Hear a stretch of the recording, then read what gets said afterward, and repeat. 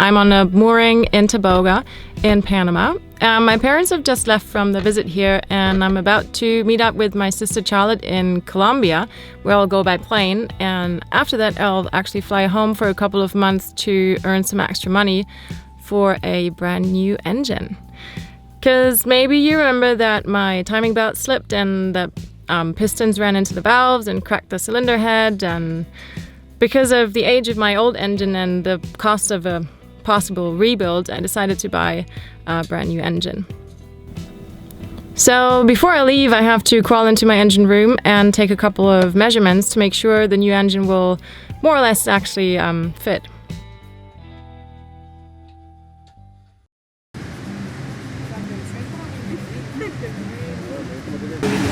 Look who's back!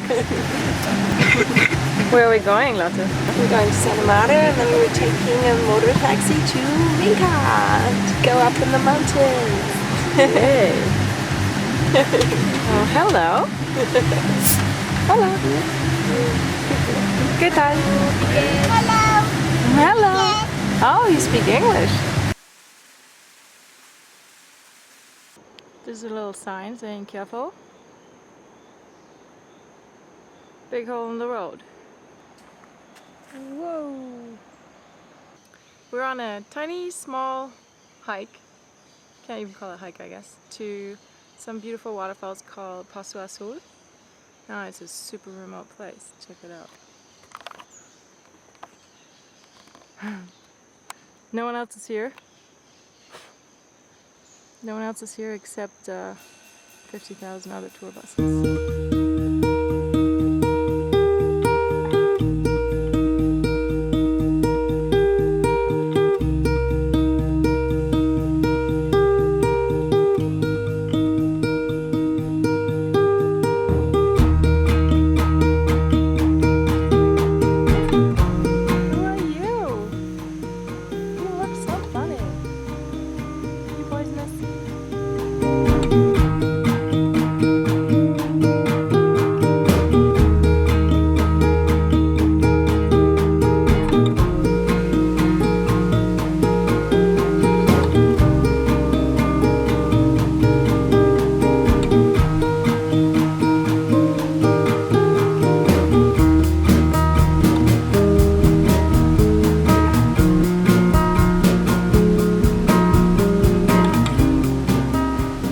The waterfall was really refreshing, and the hike was good to groove into our next project, the 4-day-long Lost City trek through the jungle.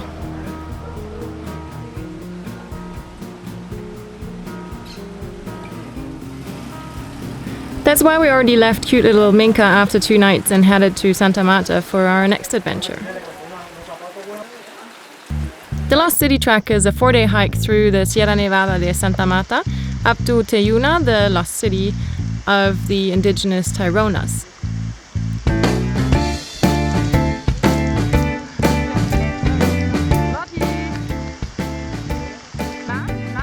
The city was built 800 AD by the Tairona, who inhabited the area long before the Spanish conquistadores came.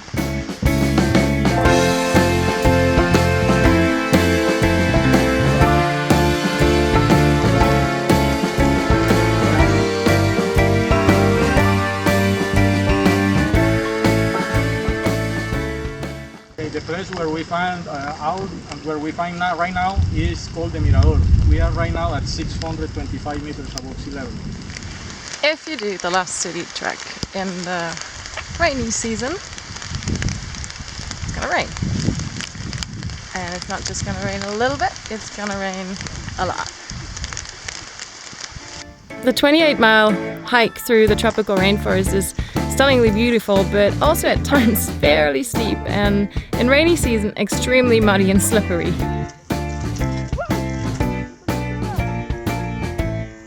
You carry all your personal goods by yourself, but the food gets transported by mules and accommodation is provided at the camps for the night.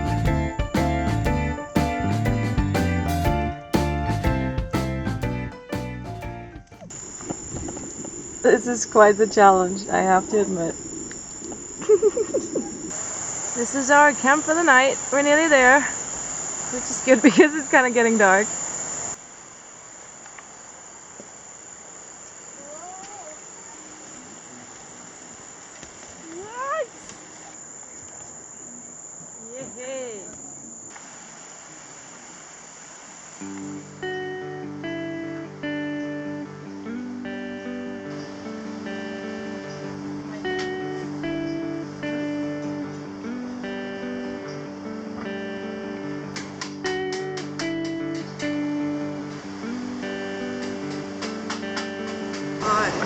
morning, Lottie. Good morning. How did you sleep? Okay. Did it rain last night? It was like a ship sinking. Raining cats and dogs.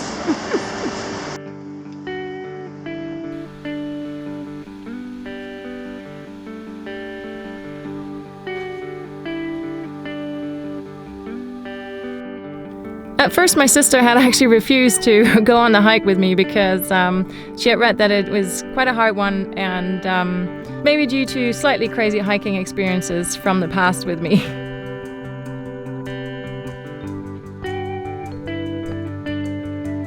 Da kannst du hinspringen. Da? Ja, da wo es nass ist. Was? Da.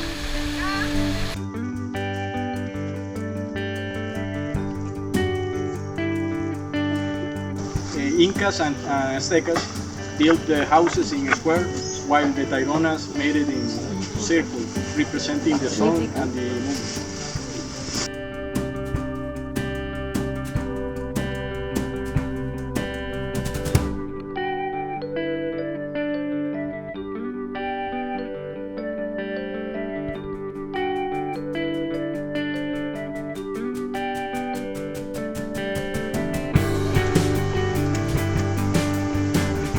Is this the big river or the small river? The bigger one is ahead. No, you're kidding.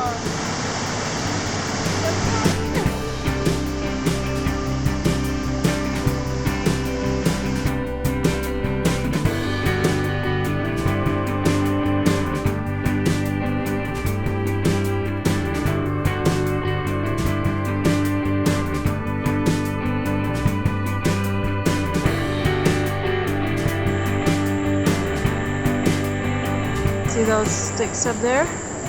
So they represent two different mountain peaks here in the area, and if there's a stick going across, it means that there's a married couple living in that house. Recently married couple. I actually thought I was in not too bad of a shape. I think I might be wrong. Because it's really tiring. But it's very beautiful. We're taking a 10 minutes break. We're like on the most difficult steep part of the second day. It's like 1 hour going straight up. 21 minutes. Yay! Don't like it.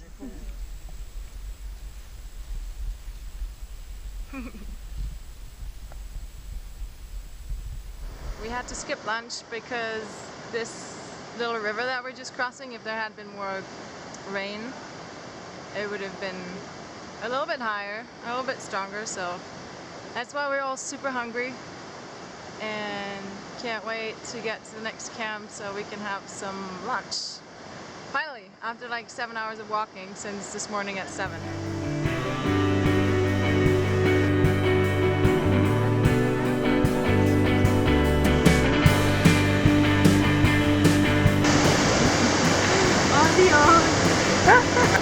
Åh, ey. Sei vorsichtig.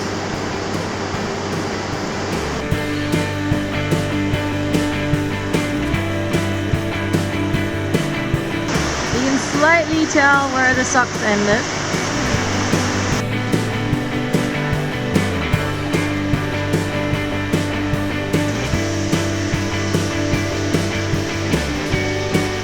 ¿Cuál pescado es? Esta es mojarra amarilla. Ah, mojarra.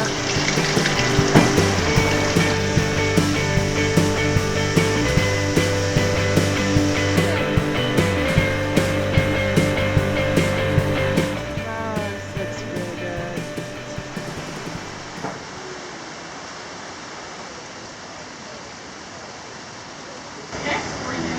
You guys ready for the lost city? Yeah. Oh, yeah.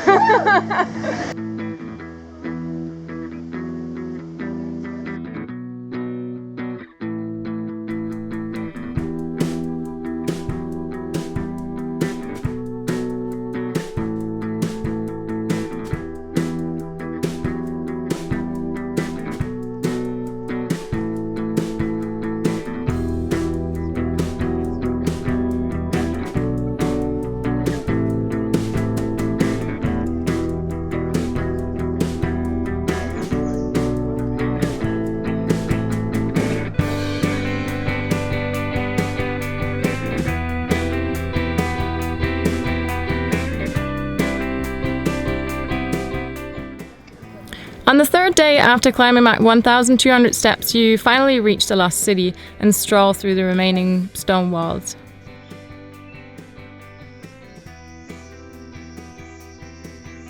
They put the body in a position like the womb position. So, and they put also the belongings that, you know, from that person. So, because they believe that when you died, you had to travel from 9 different worlds before completing your journey.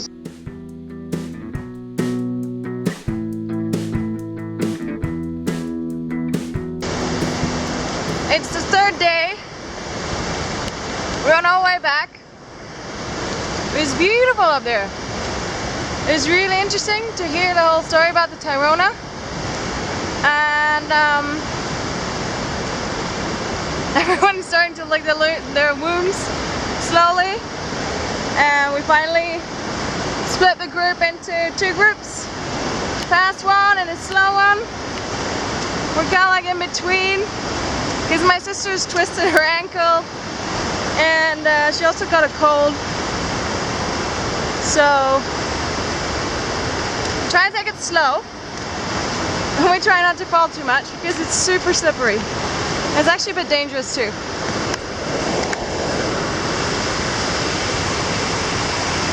Finally, the big rain is hitting us again. Like 20 minutes before arrival. Still a smile on our face.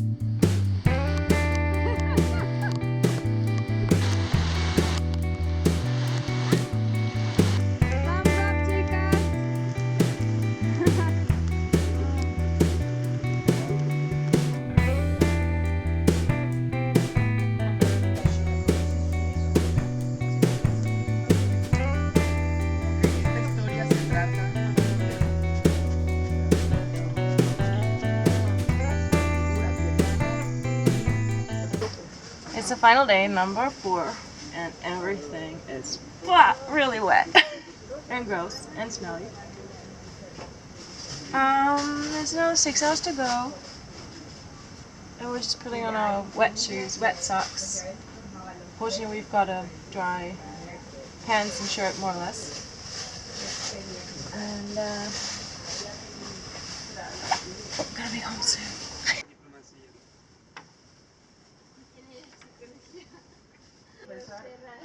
Ready for the last day of torture?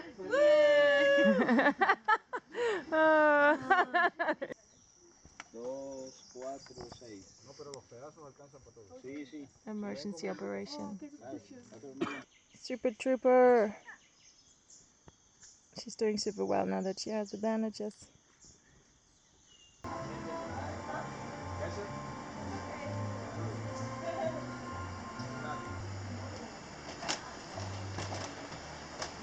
These are the feet of a Super Trooper. My sister's gonna win the medal of the strongest hiker of this group. She's suffered pain, sweat, mosquitoes, everything. But she made it. And look, she's even smiling.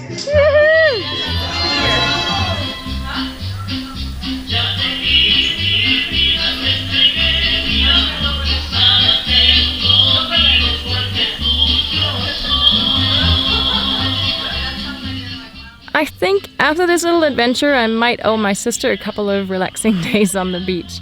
But more about that next week.